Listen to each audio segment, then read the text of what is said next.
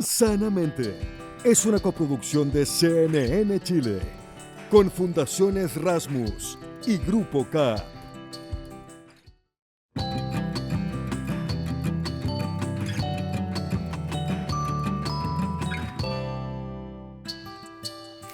Bienvenidos, bienvenidas a Sanamente. En este programa hoy día vamos a profundizar sobre un tema que nos va a resonar de una u otra forma, que es la cultura de la violencia. Y vamos a conocer un poco más sobre la ansiedad social.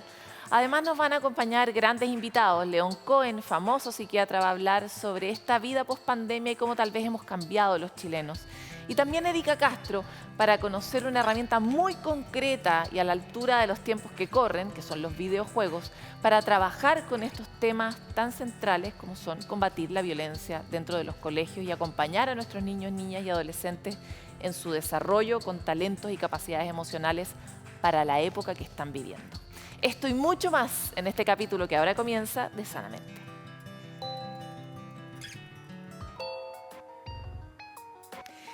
La cultura de la violencia ha sido uno de los temas que ha copado las calles, los colegios, las oficinas. Estamos viendo todo el rato cómo explota, se manifiesta la violencia de distintas maneras en una ciudad que a veces no reconocemos. Sin embargo, ¿a qué se debe este fenómeno y cómo nos está afectando todos los días? ¿De qué manera tal vez lo podríamos combatir? Lo vamos a revisar en la siguiente nota.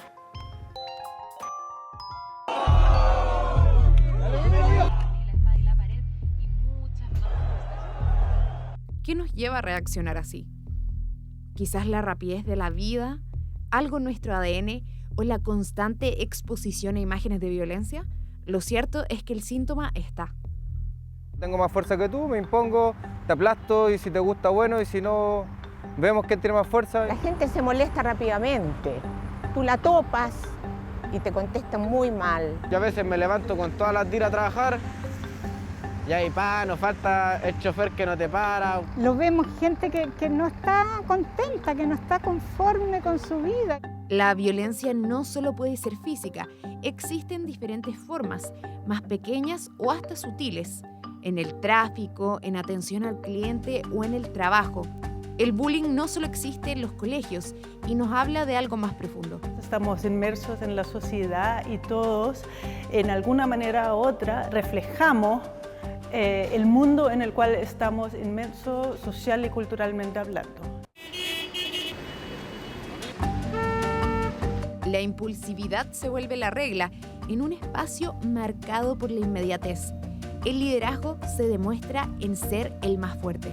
La violencia siempre marca o funciona, genera esa diferencia entre un nosotros y un otro, hacia afuera, pero también funciona internamente, por ejemplo, generando jerarquías o perpetuando ciertos órdenes o ciertas relaciones de poder.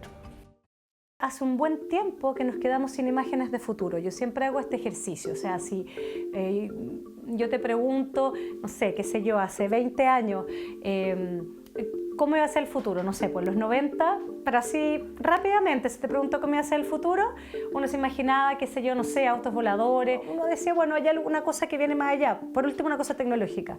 Hace ya algunos años, si tú haces la misma pregunta, la respuesta es primero un silencio y luego es como sea algo seco. Y la violencia algo tiene que ver con eso. Es decir, si no hay horizonte, si no hay más allá, ¿por qué tener entonces que reprimir ciertos impulsos? Un problema que se ha acrecentado con las redes sociales. Las denuncias por ciberacoso aumentaron un 86% en el 2020 en nuestro país. ¿Por qué se permite más violencia que incluso en el cara a cara? Ahora me parece que la violencia en las redes sociales igual se está pasando a la realidad. Es que es un poco el anonimato, es el tema del que no hay consecuencia, la impunidad, y además el que se simplifican las cosas en el lenguaje digital, es decir, la complejidad que implica estar frente a otra persona, leer el lenguaje corporal, el tener que responder, la responsabilidad de ese encuentro, todo eso queda anulado en la cuestión que es mucho más binaria en las redes sociales. No hay consecuencias. Las interacciones se simplifican y la exposición a malos tratos son cada vez más frecuentes. Aún así, el valor de la amabilidad sigue latente y marcaría una diferencia. Es fundamental el que nosotros desde que son pequeños insistamos en esta educación por lo amable, por lo querible. En algunos países la gente te dice, fulano o sutano es muy querida, muy querido. Quiere decir que inspira amabilidad, inspira acercamiento. Porque pequeñas acciones positivas pueden cambiar tu día y de los que te rodean. Hemos vivido tiempos turbulentos, por decir poco, y los chilenos y las chilenas nos hemos transformado de una normalidad a la que estábamos muy acostumbrados a esta otra cosa que no sabemos dónde se va a estabilizar. Queremos hablar desde una visión más general de nuestro carácter colectivo, quiénes somos, de dónde venimos, hacia dónde vamos, y quién mejor para esta visión flexible sobre la chilenidad que el famoso psiquiatra, entre otros muchos títulos, actor. Yo encuentro que bastante sociólogo también, León Cohen. Muchas gracias por estar con nosotros aquí en Sanamente.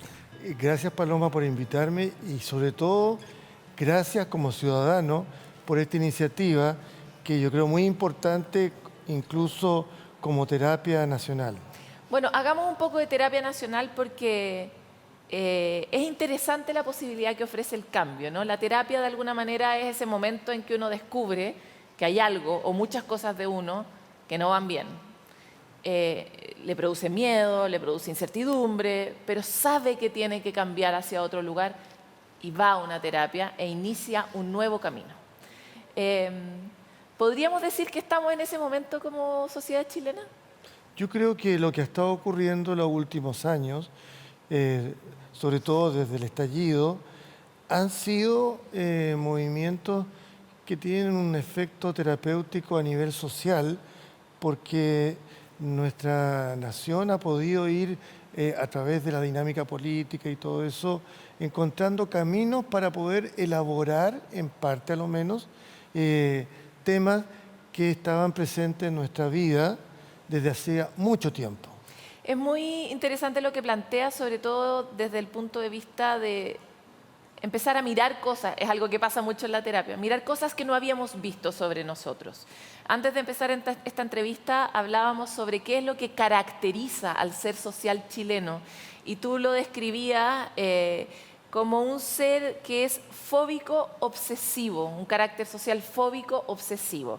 ¿Por qué? La mayoría de nosotros no entendemos bien qué significa eso. ¿Por qué los chilenos seríamos en colectivo de alguna manera fóbicos y obsesivos? Por supuesto que es muy gratuito y poco riguroso de mi parte hacer una especie de diagnóstico a una colectividad nacional.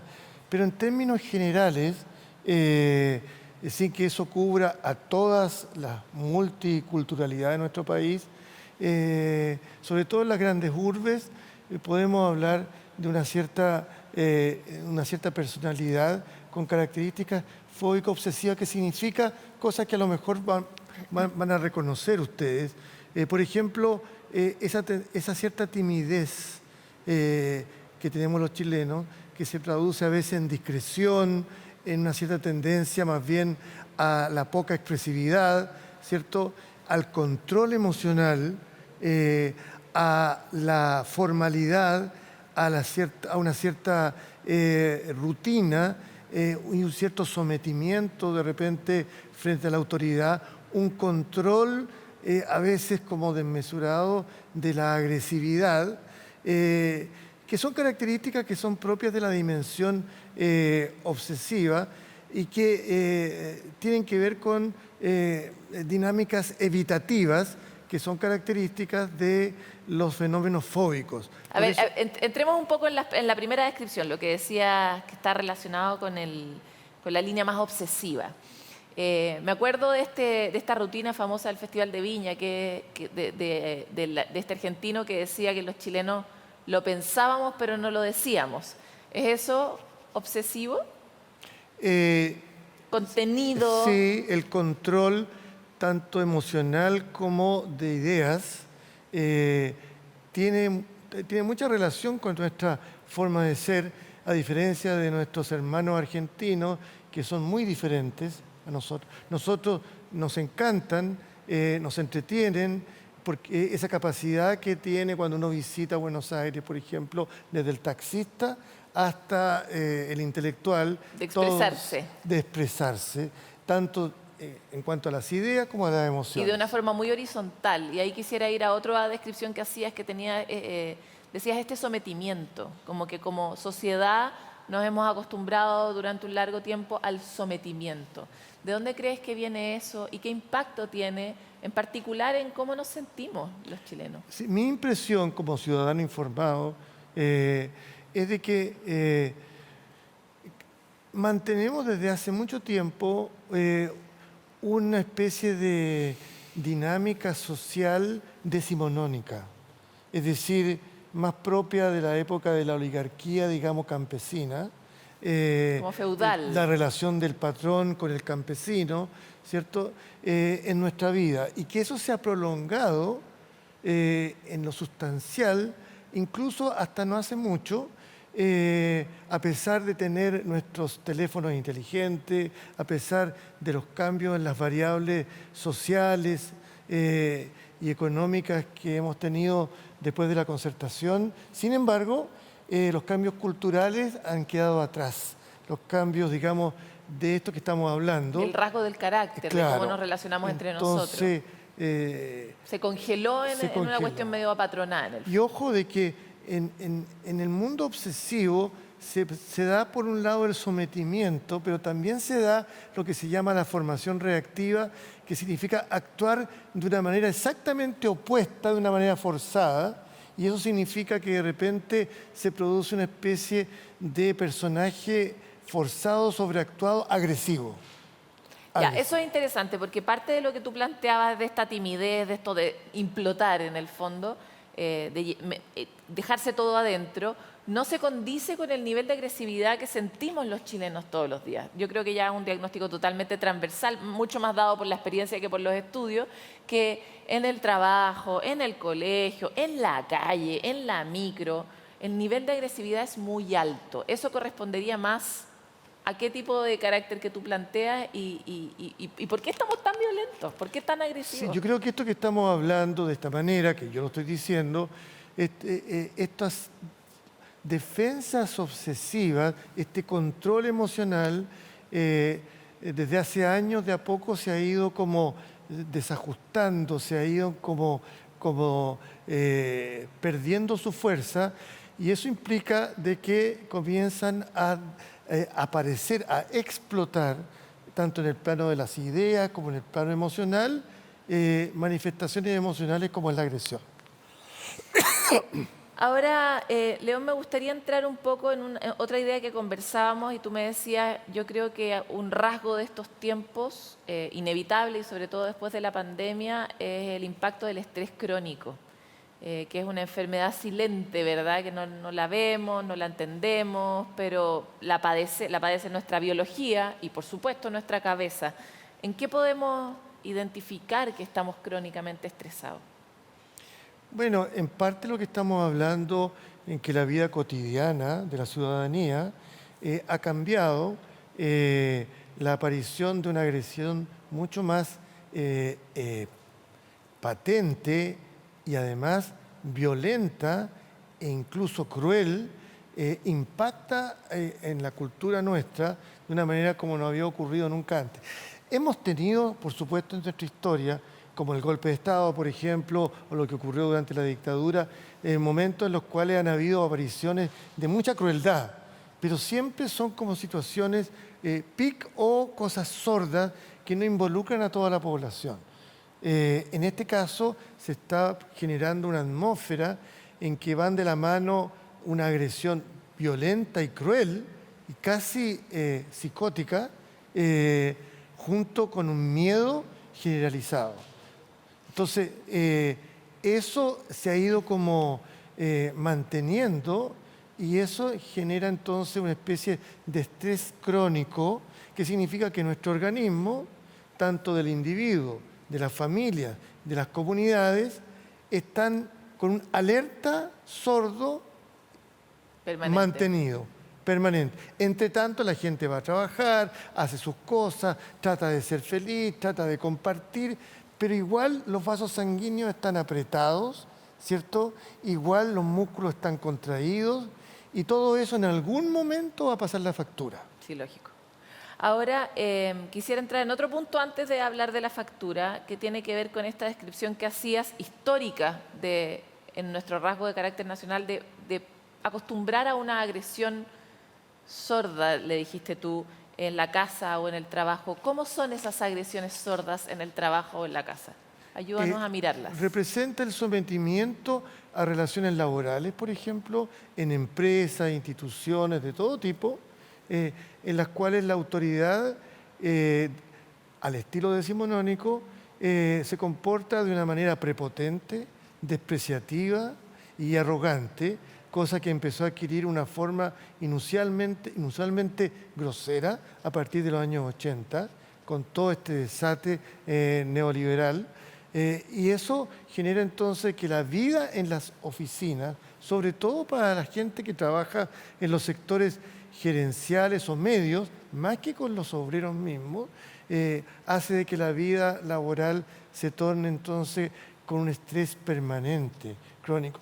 Y como no se puede como luchar contra la autoridad porque significa el despido, por ejemplo, entonces eso va generando una especie de patología psicosomática que va pasando la factura. Lógico. Ahora, algo que hablábamos también antes de empezar esta entrevista era de qué manera, siguiendo tal vez con la analogía de la terapia, el estallido social fue ese momento en que uno dice, chuta, tal vez no estoy bien, tal vez necesito ayuda. ¿Qué trajo el estallido social en términos de la conciencia colectiva y qué posible transformación existe para nuestro carácter colectivo? Curiosamente, yo creo que el estallido social, aparte de tener muchas razones a lo largo de las décadas, como estamos hablando, y que le dan sentido a que ocurriera un hecho de ese tipo, también tiene que ver con el hecho de que esa autoridad prepotente y dura del siglo XIX o de la primera mitad del siglo XX, el sentido mismo de la autoridad se fue deteriorando. Es un hecho bastante mundial, ¿cierto? Pero se fue deteriorando a nivel de las familias, las nuevas generaciones, a nivel de las autoridades.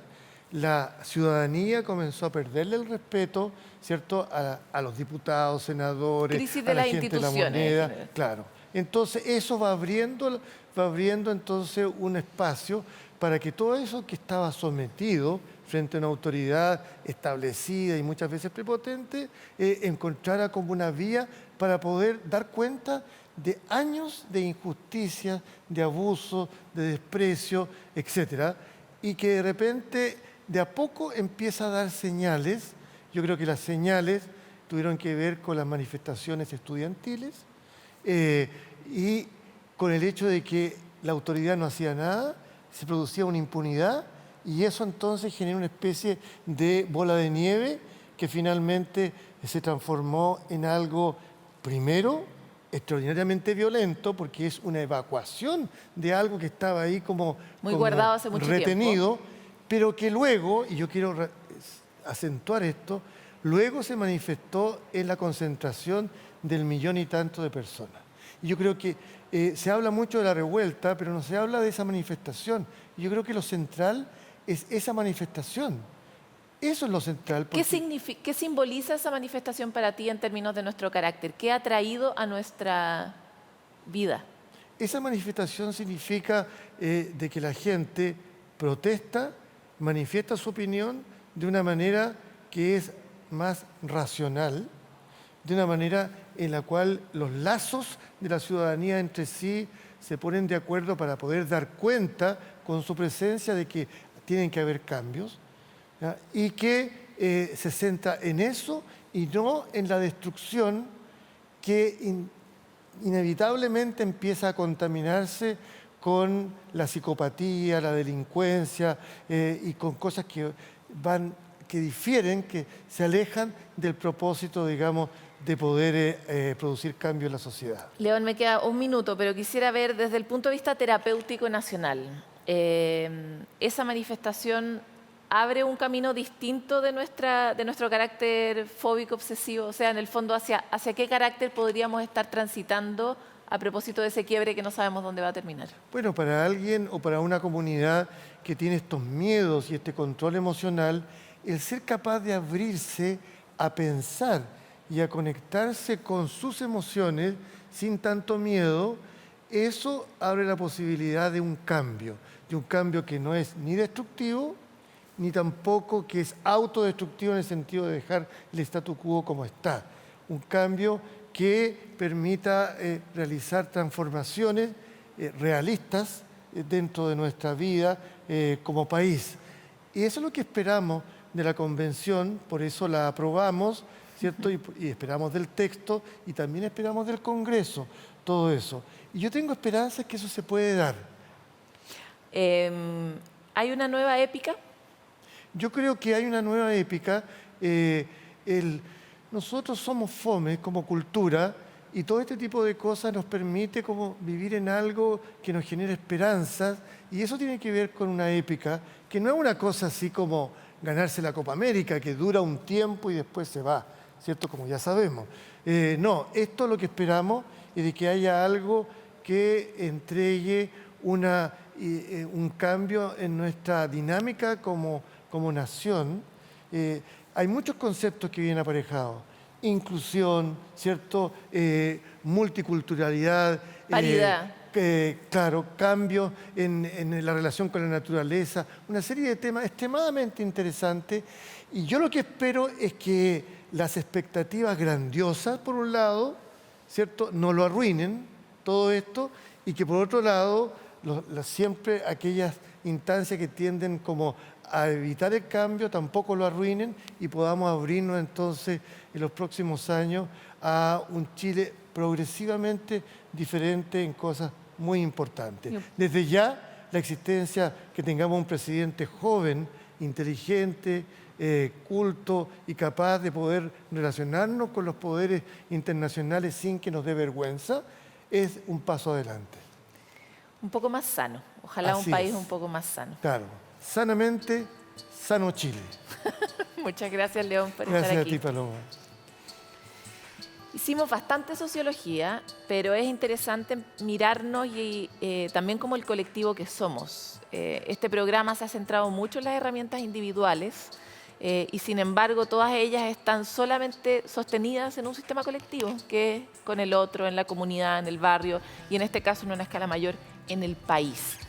¿Hacia dónde queremos que se transforme nuestro carácter personal como país? Es una de las preguntas que nos podríamos hacer. ¿Cómo queremos ser los chilenos? Más que cómo somos. Vamos a una pausa y volvemos con más.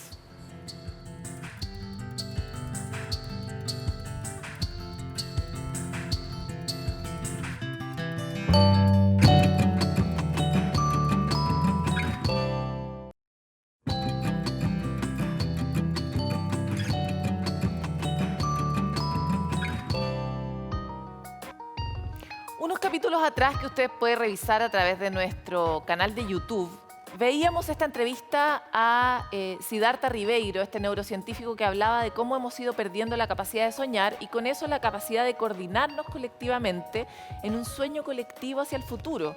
Pero ¿qué pasa si ni siquiera podemos dormir? Obviamente no podemos soñar, pero además tiene un montón de impactos en nuestro cuerpo, en nuestra biología, en cómo andamos en la calle, probablemente más agresivos, más irritables. Revisemos bien por qué es tan importante dormir.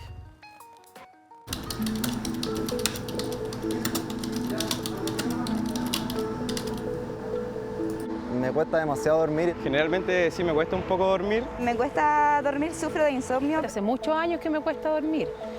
Problemas de memoria, estrés, bajo rendimiento, enfermedades cardiovasculares, diabetes, depresión y hasta demencia. Estas son algunas de las consecuencias que puede tener no dormir bien. Pero, ¿sabes qué pasa en nuestro cerebro cuando dormimos? Durante el sueño también el cerebro genera cambios químicos, ¿cierto? Cambios de temperatura, cambios de algunas hormonas, que permiten entonces que ciertos ciclos de restauración del cerebro ocurra durante la noche. tiene función en el cerebro de eliminación de toxinas, ayuda a regular la función cardiovascular, el metabolismo.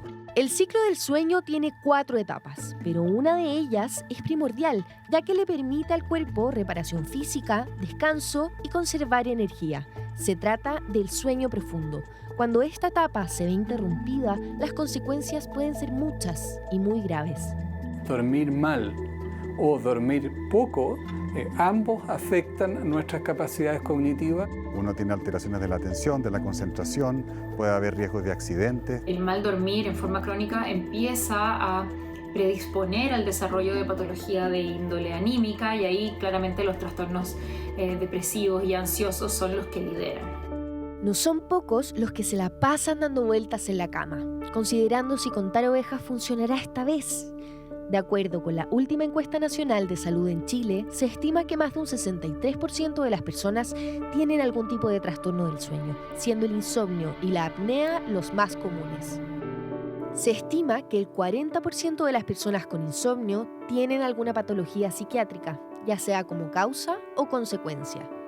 El insomnio, probablemente tal como fenómeno, ¿no es cierto?, se puede clasificar en 3 grandes tipos. Insomnio de conciliación, cuando a la persona le cuesta quedarse dormido. Insomnio de mantención, o sea, la persona se queda dormido pero durante la noche se despierta varias veces. Y el insomnio de despertar precoz, o sea, la persona se despierta antes de lo que usualmente se despierta y después no puede volver a quedarse dormido. Y ahí, lamentablemente, muchas personas echan mano de recursos como fármacos automedicados o abusar incluso del alcohol para ayudarlos a conciliar el sueño, y eso finalmente termina siendo peor y muy contraproducente. Me ayudé con clases de yoga, esto me hizo lograr bajar algunos cambios. Antes de quedarme dormido, 20 o 30 minutos, me desconecto del celular, de la tele. Nos acostamos y vemos una película. Llega la hora de dormir y empiezan los cálculos. ¿Cuántas horas dormiré si me acuesto ahora? El problema es cuando no lo logramos enseguida y la solución estaría en las horas previas.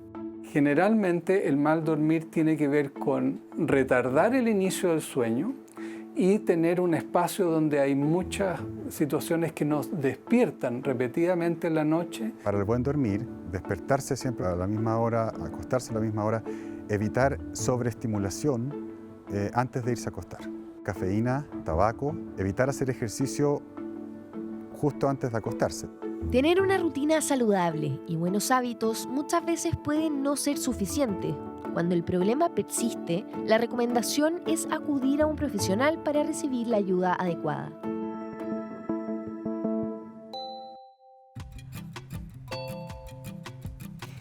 Todos hemos sentido ansiedad alguna vez, pero hay quienes experimentan este sentimiento cuando están con otros. Esa es la ansiedad social y le quisimos preguntar a Paula Errázuriz, académica de la Universidad Católica y cofundadora de Psiconecta, que nos explica qué es, cómo se puede identificar y cómo se puede evitar. La ansiedad social es la ansiedad que sentimos cuando creemos que estamos siendo evaluados por otras personas. Es la ansiedad que podemos sentir, por ejemplo, si tenemos que hacer una presentación o si tenemos que hablar con alguien en particular, cuando estamos en espacios públicos. Esa ansiedad, cuando es extrema y nos hace empezar a evitar situaciones sociales, se puede convertir en una fobia social. Y esa ansiedad se muestra en que, por ejemplo, tenemos más palpitaciones en el corazón, sentimos el pecho apretado, sentimos la garganta apretada, sentimos que nos sudan las manos o que el cuerpo está tenso. Y en cuanto a nuestra mente, podemos estar todo el rato pensando en que nos están juzgando, habré dicho algo mal, me estaré equivocando, qué vergüenza lo que me está pasando, me van a pelar, van a hablar mal de mí. Una cosa muy importante es no evitar las situaciones que nos generan ansiedad. ¿Por qué? Porque cuando evitamos una situación que nos genera ansiedad, eso en un comienzo nos hace sentir mejor, pero a la larga nos lleva a reforzar la conducta evitativa y a sentir que la forma de manejar la situación es evitando, y eso solamente nos va a traer problemas en nuestro día a día. Entonces, aunque sienta ansiedad, lo que tengo que hacer es enfrentar la situación sabiendo que la ansiedad va a llegar a un momento a su pic y luego va a bajar, y que la ansiedad es normal, no me va a pasar nada por tener ansiedad. Además, es importante saber que la ansiedad en general se percibe más internamente. Aunque yo me sienta muy ansioso, lo más probable es que las otras personas no me perciban así. O que si me perciben como ansiosa, que no le den mayor importancia.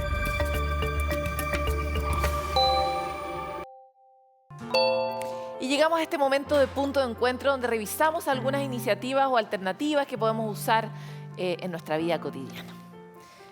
¿Sabían que existe una relación entre el cambio climático y las enfermedades de salud mental? Al menos yo creo que las padezco. Según un nuevo informe de la OMS, hay pruebas claras de las consecuencias de la crisis ambiental en nuestro bienestar. Depresión, ansiedad, dolor, conductas suicidas incluso, son algunos de los trastornos que podría provocar la crisis climática en personas. Factores que además se han visto incrementados si consideramos la situación socioeconómica, el género o la edad. ¿Cómo podemos hacer este contexto más llevadero?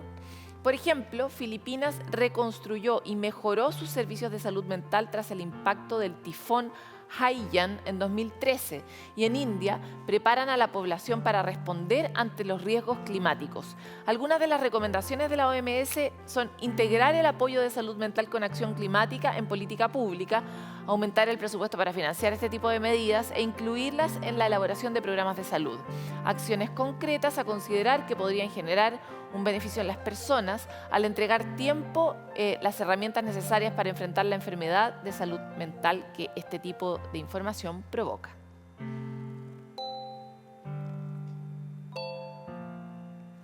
Tal como le decimos no a una taza de té, una invitación o salir a una comida, también podemos decirle no a algunas de nuestras emociones. Establecer límites en las relaciones interpersonales no solo es saludable, sino que también es necesario. Estar consciente y saber qué es lo que queremos y estamos dispuestos a aceptar de nosotros mismos representa un gran factor para nuestro bienestar y uno de los primeros pasos, según expertos, en el camino del autoconocimiento. De acuerdo con la psicóloga argentina Andrea Mamoliti, una de las claves de este proceso es tener claros nuestros límites para luego poder comunicarlos al resto y, en general, a nuestro entorno. ¿Cómo podemos enfrentarlo? Alguna de las ideas que entrega en una guía es actuar como un disco rayado, repetir lo que deseamos las veces que sea necesario para que nuestro círculo entienda dónde estamos poniendo el límite, dónde le estamos rayando la cancha. O también está bueno para poder llegar a un acuerdo asertivo, ser claro en establecer qué es lo que yo no quiero en un acto del otro respecto de mí, sino también como una manera de preocuparse de mí. Decir que no puede costar al principio, pero es un imprescindible para toda relación saludable con uno y con el resto de las personas.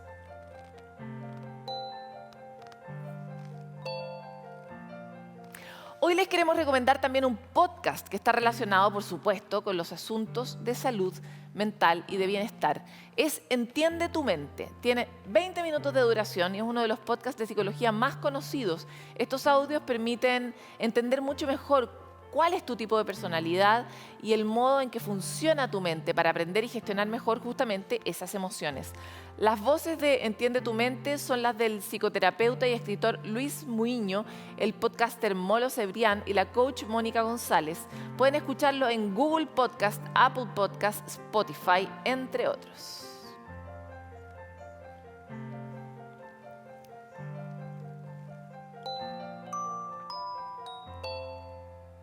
Nos vamos a ir a una pausa, pero antes esta sección que atesoramos, donde simplemente ponemos la cámara para escucharlos. Ahora, a los niños.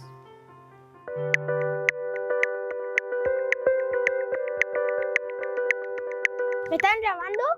Lo que me gusta hacer es jugar voleibol deportivo, Y me gusta mi colegio. Y cuando uno está triste, lo que hace es respirar profundamente. Lo que hace es que tiene que buscar a alguien que lo ayude. Y si no hay nadie, tiene que respirar profundamente. Solito, tratar de hacerlo solo. Y con eso ya te vas olvidando de la penita y ahí puedes tranquilizarte mejor.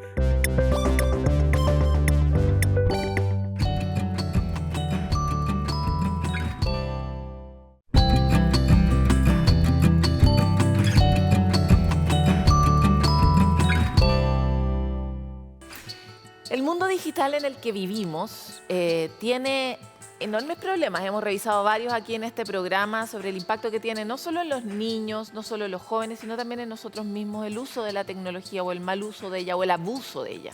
Sin embargo, también desde la tecnología en sí mismo es algo que hacemos los humanos para estar mejor.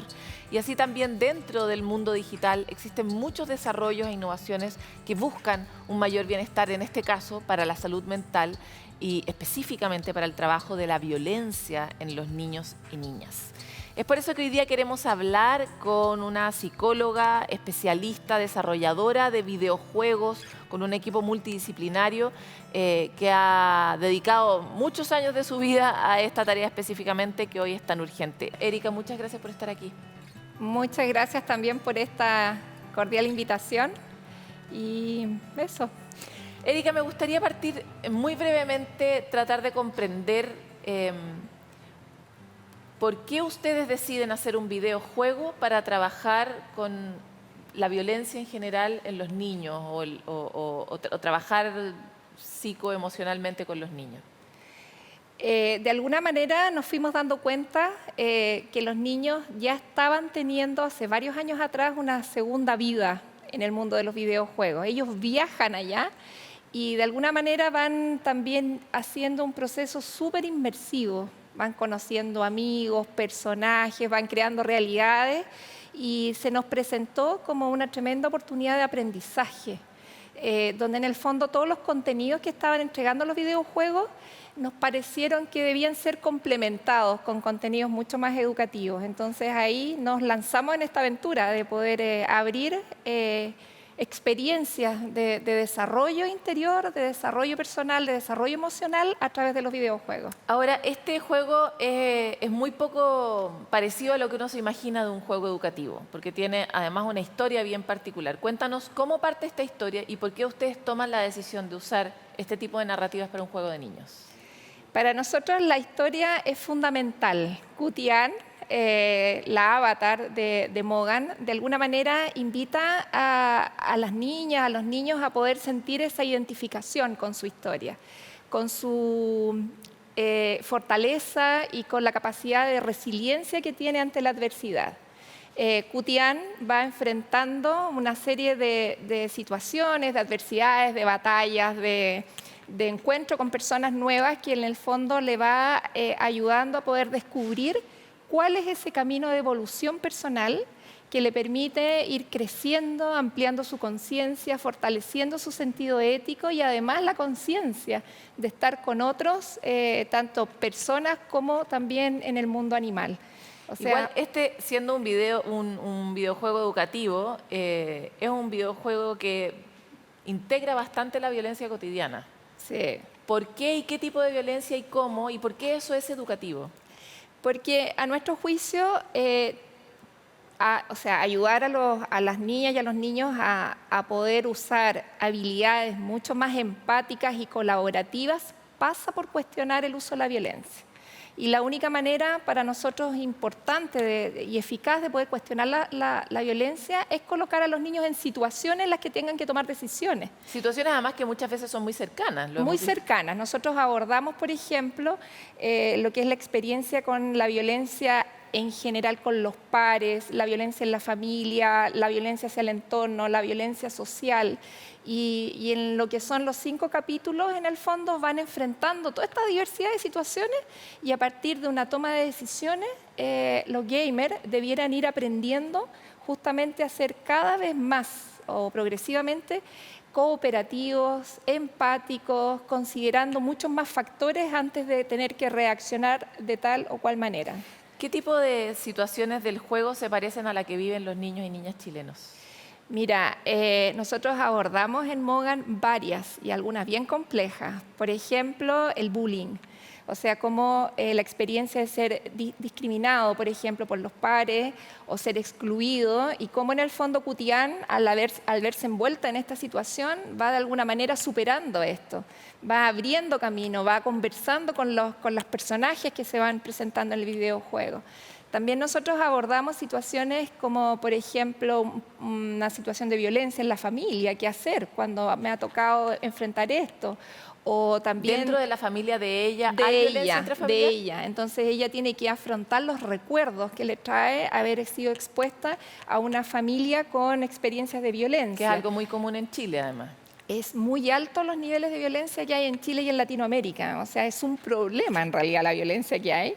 Y de alguna manera tener una experiencia reflexiva, cuestionadora frente a eso también invita a fortalecer esa libertad personal que es muy importante para poder avanzar en los niveles de empatía y de colaboración. Uno tiene que irse haciendo libre de estas como aprendizajes que ha ido teniendo en el colegio o en la familia, de tal manera que aparezca con mucha más claridad la opción de ser empático y colaborativo en la resolución de las situaciones. Me parece bien interesante lo que planteas porque, sobre todo cuando revisamos las historias del Sename, por ejemplo, uno cree, porque además la ciencia lo ha comprobado mucho, que experiencias traumáticas producen necesariamente adultos enfermos.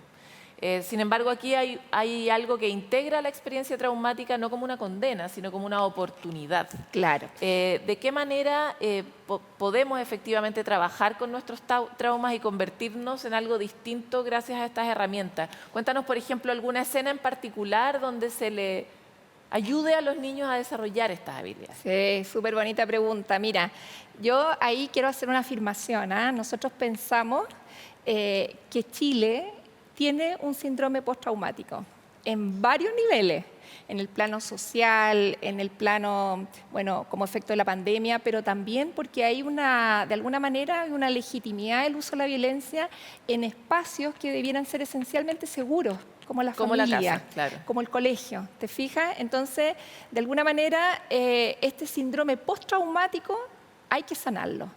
Ahora, cuando hay un uso de la violencia, nosotros hacemos una distinción, porque la violencia, por ejemplo, en la familia o en el colegio está totalmente prohibida y está legislado. Nosotros como país, yo creo que somos de punta en el proceso de legislar sobre eso, prohibirlo por ley. Sin embargo, ocurre mucho. Nosotros como equipo de profesionales en Kubala decimos, pero también tenemos que dar esa otra alternativa que es reparar, que es sanar, que es en el fondo hacerte libre en la medida en que uno va haciendo consciente que ese camino de evolución personal que está puesto en Mogan súper fuerte, también nos permite reconciliarnos con los aspectos más positivos de nuestras propias familias, porque la familia también es fuente de esfuerzo, es fuente de cariño, es fuente de dedicación. Aunque haya violencia. Entonces, en ese que hay en el medio, claro, ¿te fijas? Tiene que abrirse la oportunidad. Erika, me contabas antes de empezar una escena en la que efectivamente en Mogando uno puede tener una batalla. El personaje se puede enfrentar a otro en una cierta circunstancia. ¿Cuál es la diferencia de esa batalla con una batalla de cualquiera de los juegos que hoy día son muy famosos entre niños? Esa es la parte, ahora está súper entretenido Mogan porque tenemos varios combates donde en el fondo, dado el estrés y las situaciones, tiene que tomar esta decisión de tomar las armas, cutiar, ¿no? Los arcos, el boomerang, todas las armas de la época. Pero sin embargo, y esto es un pequeño spoil, pero yo creo que es importante compartirlo, la idea es mostrar ese otro lado del, entre comillas, enemigo que se presenta. Entonces, una vez que los niños van combatiendo, generalmente o siempre se le van a ir presentando elementos que el enemigo va a tener que ser humanizado, conocido, y van a aparecer esas características. Van a saber contra quién están peleando. Contra quién. Porque en el fondo, claro, uno de los problemas que tiene el uso de la violencia es que el otro pierde su ser, pierde su humanidad. Se convierte como en una cosa. Como en una cosa, ¿te fijas? Y en el fondo, cuando estamos ahí en la amígdala, se cierra todo y nos ponemos súper cerrados en el sentido del campo de poder entender al otro, y eso es lo que nosotros queremos abrir. O sea, en el fondo es, mientras estoy usando mi amígdala porque estoy peleando, ustedes estimulan la corteza prefrontal, que es decir, esta persona que tienes al frente también tiene una historia, también se parece a ti. Claro, tiene familia también, tiene, no sé, una experiencia, tiene características, y en ese sentido es ayudar a que la reflexión sea el elemento educativo finalmente cuando los niños juegan Mogan. Erika, no me queda tiempo, pero necesito saber, ¿cómo se puede usar esto? Yo, mamá, ¿puedo contratar este juego para mi hijo? ¿Están los colegios? ¿De qué manera la gente accede a este tipo de conocimiento? Nosotros en este momento estamos trabajando con los colegios. Contamos con un diagnóstico socioemocional que se aplica en los colegios, además de los 2 videojuegos, y ahí hemos trabajado, bueno, con varios que ya están sumándose a esta innovación, como la Escuela Italiana de Santiago, el Colegio Diego Echeverría, el Colegio Hermano Fernando Alto Hospicio y Mulchen también, que estamos juntos abriendo esto. Y se adquiere a través de un programa en los colegios o los municipios. Y yo creo que esperamos que en 4 meses más vamos a estar saliendo directamente a la familia. Y una última cosa, ¿han tenido resultados? ¿Qué resultados tiene el impacto de este juego? Nosotros tenemos una validación de 3.000 estudiantes que nos han validado la percepción de aprendizaje, y eso ha sido súper, súper importante, porque en el fondo ellos sí refieren haber aprendido a tomar decisiones, a pensar mejor en el otro y a ser más empáticos. Son los grandes aprendizajes. Tengo 700 preguntas más que hacerte, así que te vamos a dejar invitadita para más adelante. ¿Te parece? Fantástico. Muchas gracias por estar aquí. Encantada, en Sanamente. con mucho gusto. Qué urgente el tema, ¿no? Qué importante para los papás. Aquí hay una herramienta muy concreta para los municipios, para los colegios, y trabajar con la violencia que tanto nos preocupa hoy día. Los quiero llevar a otro tema, porque todos hemos recibido un meme. Los memes están en todas partes, están en nuestro celular. Yo en particular los colecciono. Pero ¿por qué hablamos de meme en un programa de salud mental? Porque parece que los memes nos pueden ayudar a estar mejor. Veamos de qué se trata. Avanza como la espuma, se mueve rápido y llega a todos lados. Ha sido estudiado en laboratorios y despertado el interés de los científicos. Y no es el COVID-19. Hablamos de los memes. El término meme fue creado en 1976 por el biólogo evolutivo Richard Dawkins. Lo definió como el equivalente cultural de un gen. Y es que al igual que los genes que se propagan de un cuerpo a otro cuerpo a través de los espermatozoides, los memes saltan de cerebro a cerebro. Son como un chiste interno que compartimos con millones de personas alrededor del mundo. Una terapia grupal en la que una sola imagen permite que miles se sientan identificados, lo compartan en sus redes sociales o sientan que no están solos. Estudios han demostrado que son un pequeño analgésico para aquellos que sufren de depresión o ansiedad. Es un ejercicio de empatía colectiva. Y es que en esta época en que estamos hiperconectados, podemos apoyarnos con estas pequeñas porciones de humor. Porque la risa fortalece el sistema inmune y sirve para contrarrestar los efectos dañinos del estrés.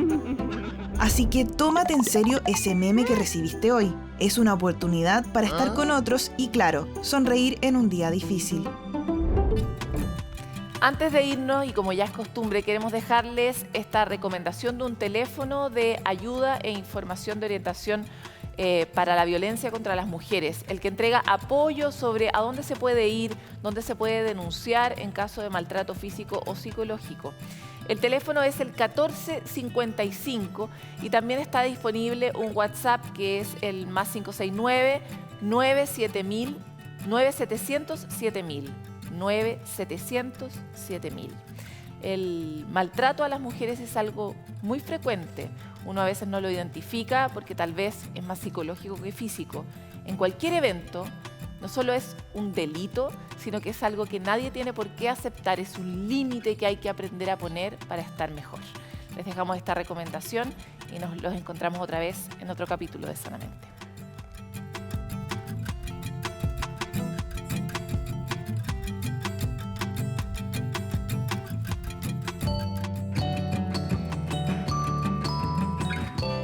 Sanamente es una coproducción de CNN Chile con Fundaciones Rasmus y Grupo K.